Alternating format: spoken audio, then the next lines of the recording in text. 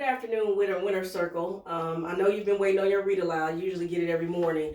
I had some technical difficulties, but I'm ready to do it now. Our skill for this week is how to identify a problem. So that's what we're going to do. How do we identify a problem? I have a chart here. We'll be working with this. You'll be filling this in this week. The title of the story that I'm going to read is The House on East 88th Street. Our I can statement is I can identify the problem in a story. And how do I do that? You know, we always talk about what, how, and why. So the what is the oops. The oops is the problem. The oops is what a person either wants, what they need, or what they simply can't have. That's the problem. How do we find out the problem? How do we find out the oops? Well, we identify 4 clues to find out what a person wants, what they need, or what they just simply cannot have. For instance, mom says no to my birthday party. This is mom. She says no to my birthday party, and this is me. I'm sad because mom said no to my birthday party. Well, what's the problem? The oops. The oops is I can't have a birthday party. That is my problem. So how? How do we find why we have the oops in the first place? Well, we look for clues, look for what a person wants, what a person needs, or what a person simply cannot have. The way we do that is to think about it. Well, I didn't do my homework for e-learning. That is why we have the oops. The problem is I can't have a birthday party, but I look for clues. My clue was when I didn't do my homework for e-learning, and that led to no birthday party. Okay?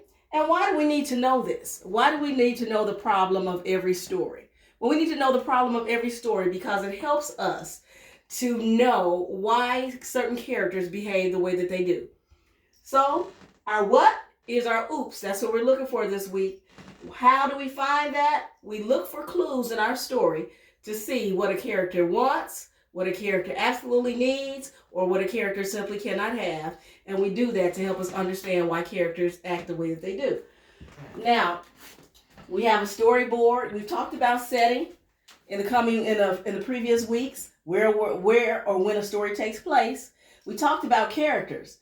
Any character, person, or animal in a story that's talking, that's a character. If they're talking, that is a character. Our oops is what we're on to now, on this week, and it is what a character wants, what a character needs, or what a character can't have. Then we're going to talk about how the problem, the oops, was resolved. That means how it got fixed. And then at the end, yes, we're going to talk about how the problem is fixed. But today and this week, our I can statement is I can identify the problem in a story. Our story is The House on East 88th Street by Bernard Weber. And we're not going to read the whole story today. We're going to continue tomorrow, but we're going to read part of the story. This is the house on East 88th Street. It's empty now, but it won't be for long. Strange sounds come from this house. Can you hear them? Listen. Swish, swash, swoosh, splash. It began one Sunday morning when the citywide storage and moving company truck pulled up to the house on East 88th Street and unloaded the belongings of Mr. and Mrs. Joseph F. Prim and their young son Joshua. It was a trying day for everyone. Mrs. Prim just couldn't decide where to put the piano, and Mr. Prim's favorite pipe was accidentally packed away in one of the dozens of cartons lying all about. Swish, splash, swoosh, swash. Loudly and clearly the sounds now rumbled through the house.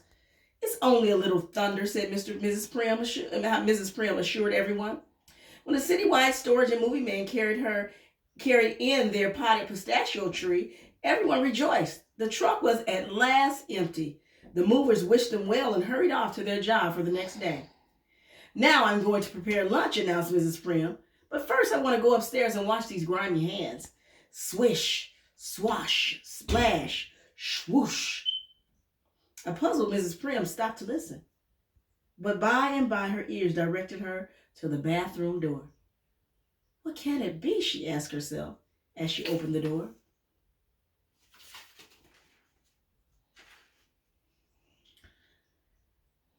What she saw made her slam it very quickly. Mrs. Prim knew she was going to scream and just waited for it to happen, but she couldn't scream. She could scarcely even talk. The most Mrs. Prim was able to manage was a sharp, hoarse whisper of a voice which she used to call Mr. Prim. "Joseph, there's a crocodile in our bathroom." Mr. Prim looked into the bathroom. Now, remember our I can statement was I can identify the problem in a story, As I read, I started to think about, what do the characters want?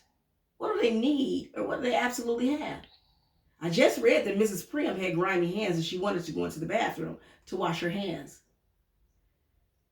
Then I saw that Mr. Prim went into the bathroom and he also saw the same problem. And then when we turned on this page, we saw a big green dinosaur. So, our problem for Mrs. Prim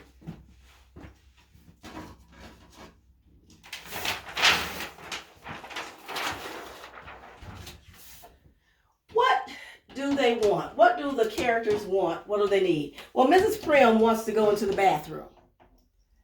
Why can't they have it? Why can't Mrs. Prim go into the bathroom? Because there's a crocodile. So we just identified the oops. So over here in our storyboard, our story grid, we have the O for oops. So today, I want you to get a sheet of paper. I want you to write STORY. Now we'll eventually plug in the rest of this because these are the setting and the characters we did in the last 2 previous weeks. But we're on the oops now. So today I want you to, where the O is, I want you to write oops, and I want you to draw a picture of the problem in today's story. Remember we said, what did Miss Prim want? What did she need? She wanted to go to the bathroom. And what was the problem? Why couldn't she have it? Because there was a crocodile. So I need you to write oops, write what Miss Prim wanted and needed and why she couldn't have it. And then we're going to stop there for today. And we're going to just go over our I can again, the skill we're learning for this week. I can, repeat after me, I can identify the problem in a story. Thank you. I'll see you tomorrow on your next e-learning day. Bye.